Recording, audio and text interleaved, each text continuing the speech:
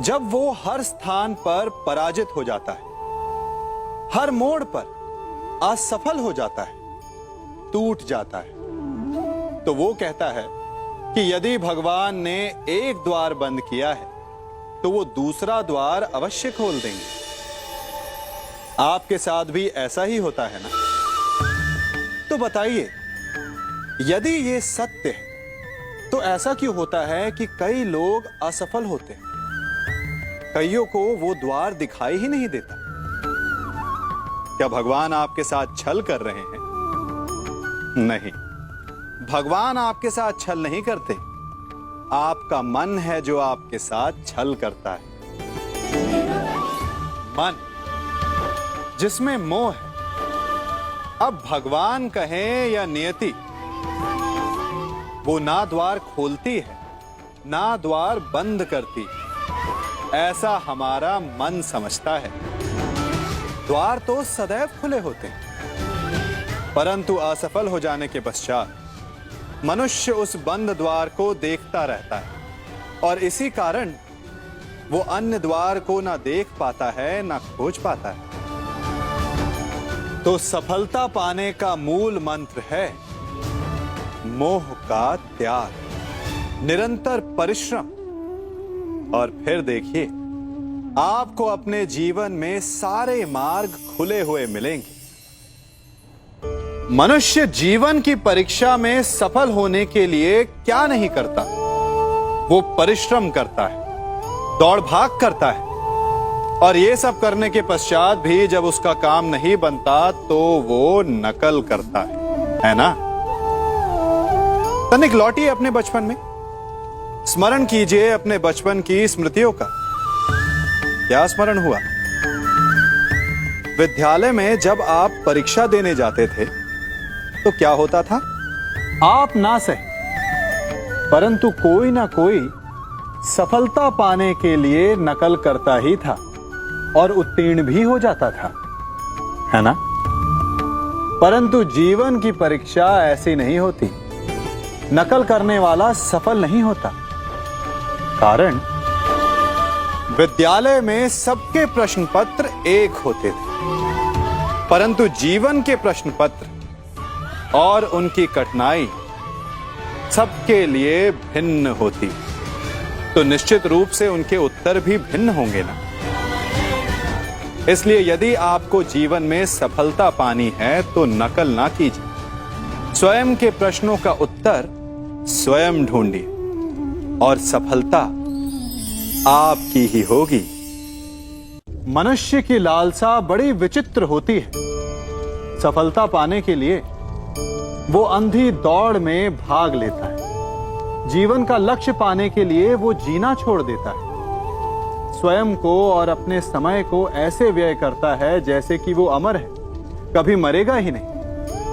और जब मृत्यु की घड़ी समीप आती है तब उसे आभास होता है कि वो वास्तव में कभी जिया ही नहीं। रक्त श्वेत बहाकर, अपना स्वास्थ्य बिगाड़कर असीमित धन कमाते हैं और फिर उसी बिगड़े स्वास्थ्य के उपचार के लिए उसी धन को पानी की भांति बहाते हैं और अंत में खाली हाथ रह जाते है ना? विचित्र बात।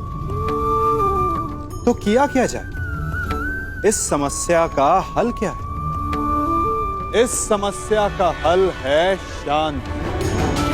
अपना मन शांत रखिए और अपने जीवन का हर क्षण ऐसे जियो जैसे कि आज आपका अंतिम दिन हो। अपने जीवन में इतनी शांति से ज्ञान अर्जित करो जैसे कि आप अमर हो। मरना तो एक ना एक दिन सभी को है, परंतु इस विधि से आपका जीवन सरल, संपन्न और सफल हो जाएगा। कल मुझे व्यापार में बहुत हानि हुई, कहीं भविष्य में फिर से हानि तो नहीं होगी? मनुष्य भी अपने जीवन में विभिन्न प्रकार के चिंतन करता है। जो बीत गया उसके विषय में रोता है और आने वाले कल अपने भविष्य से भयभीत रहता है। क्या आप भी कहीं इसी प्रकार के चिंतन में डूबे तो नहीं रहते? तनिक सोचिए, जो बीत गया उसे बदला नहीं जा सकता, अर्थात उसके विषय में शोक मनाकर कोई लाभ नहीं। और जो आने वाला भविष्य है, जिसके विषय में कोई नहीं जानता कि कल क्या होने वाला है, उसके विषय में भी चिंता करने से कोई लाभ नहीं।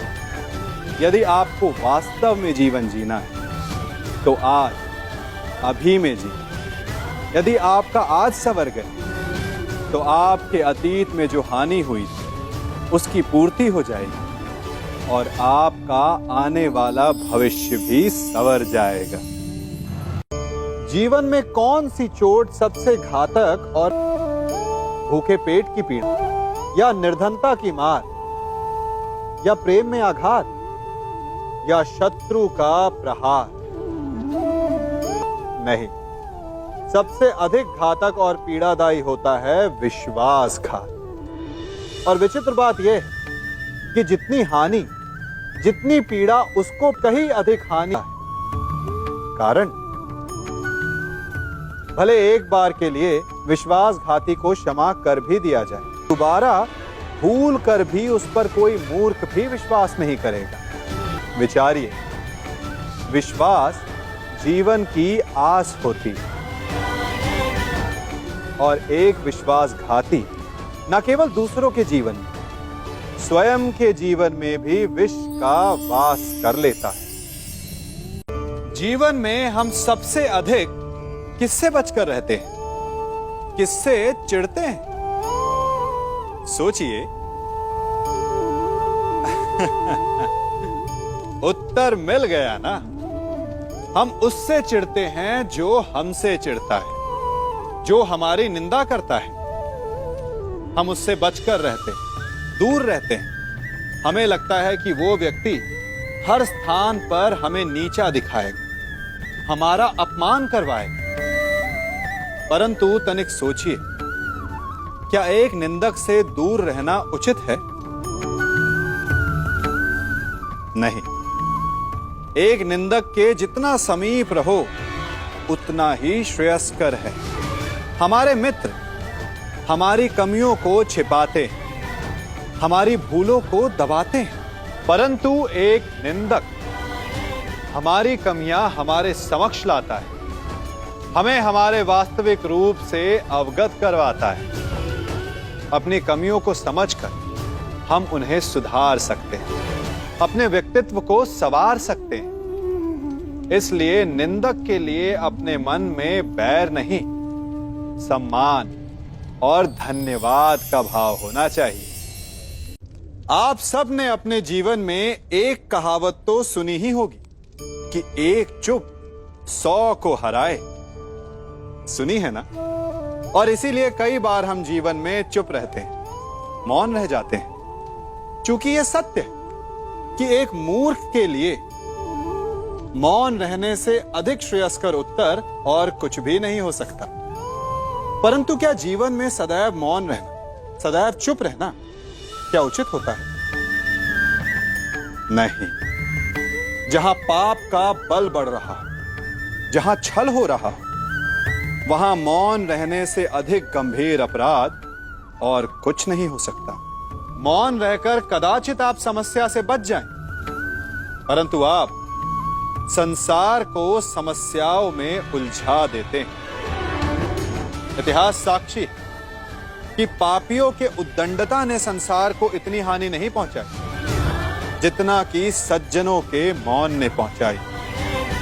यदि कोई मूर्ख बोल रहा है तो मौन रहना उचित है, परंतु यदि कहीं अपराध हो रहा है, छल हो रहा है, तो उठिए और विरोध कीजिए, क्योंकि आप भले ही ना सही, परंतु आपकी आने वाली पीढ़ी इस पाप के दंड को अवश्य सहेगी।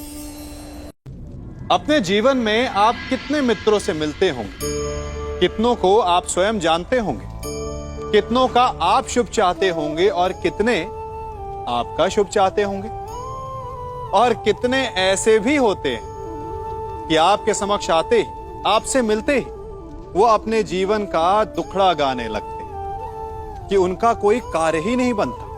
वो क्या करें? कार्य प्रारंभ होने से पूर्व ही कठिनाइयां आ जाती। कठिनाइयों के कारण वो आगे नहीं बढ़ पाते। क्या आपको पता है ऐसे लोगों की वास्तविक समस्या क्या होती है? क्या उनकी समस्या मार्ग में खड़ी बाधाएं हैं या वो कठिनाइयां जो उनके कार्य को कभी संपन्न ही नहीं होने देती? सत्य तो यह है कि वास्तव में ऐसे लोग अपना कार्य कभी प्रारंभ ही नहीं करते। आधे मार्ग से उल्टा लौट जाने से अधिक बुरा यह है कि अपना कार्य कभी प्रारंभ ही ना कर। तनिक कार्य तो प्रारंभ करके देखिए, विश्वास कीजिए आप कभी खाली हाथ नहीं होंगे। आपको गर्वित करने के लिए सफलता भले ही आपके हाथों में ना हो, परंतु सफलता पाने का ज्ञान आपके हाथों में अवश्य होगा। हमारे जीवन में मित्र और शत्रु बड़े मायने रखते हैं।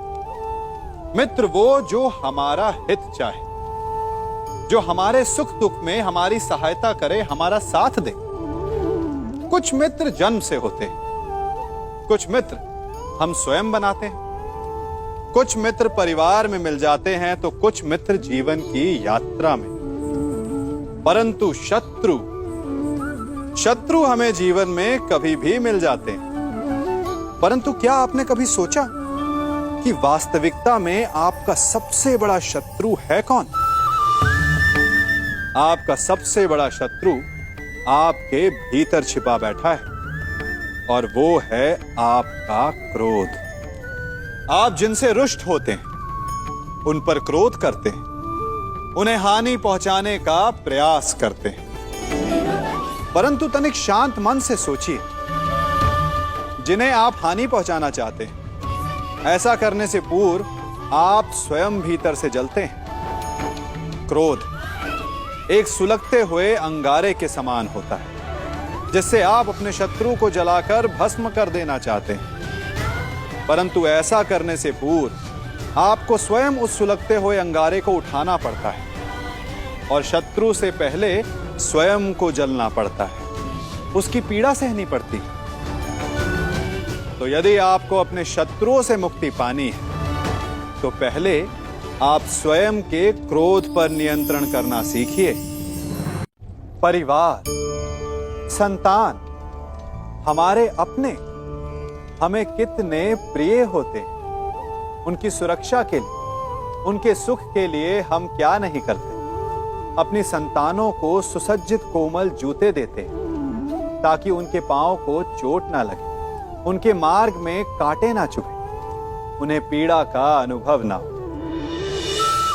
अच्छी बात, परंतु इस प्रक्रिया में हम एक बात भूल जाते हैं कि पांव को पांव होने का अनुभव तभी होगा जब उसका स्पर्श धरती से होगा, जब वो तपती रेत पर चलेगा, जब वो भीगेगा, जब पांव कांटों में उलझेंगे। ठीक वैसे ही हमारे प्रियजन हमारी संतानों के साथ भी होता है। हम उन्हें जीवन का सुख तो देते हैं, परंतु उन्हें जीवन का अनुभव करना ही नहीं सिखाते। करने दीजिए उन्हें अपने जीवन की कठिनाइयों का सामना, लड़ने दीजिए उन्हें अपने मार्ग के कांटों से। यदि स्वयं सीखेंगे तो अपनी आने वाली संतानों को भी सिखा पाएंगे, है ना? दोस्तों, कमेंट के माध्यम से यह बताएं कि यह वीडियो आपको कैसा लगा। आप सभी से निवेदन है कि अगर आपको हमारी पोस्ट के माध्यम से सही जानकारी मिले तो अपने जीवन में आवश्यक बदलाव जरूर करें। फिर भी अगर कुछ क्षति दिखे तो हमारे लिए छोड़ दे और हमें कमेंट करके जरूर बताइए ताकि हम आवश्यक बदलाव कर सकें। आपका एक शेयर हमें आपके लिए नए आर्टिकल लाने के लिए प्रेरित करता है। ऐसी ही कहानी के बारे में जानने के लिए हमारे साथ जुड़े रहे। धन्यवाद।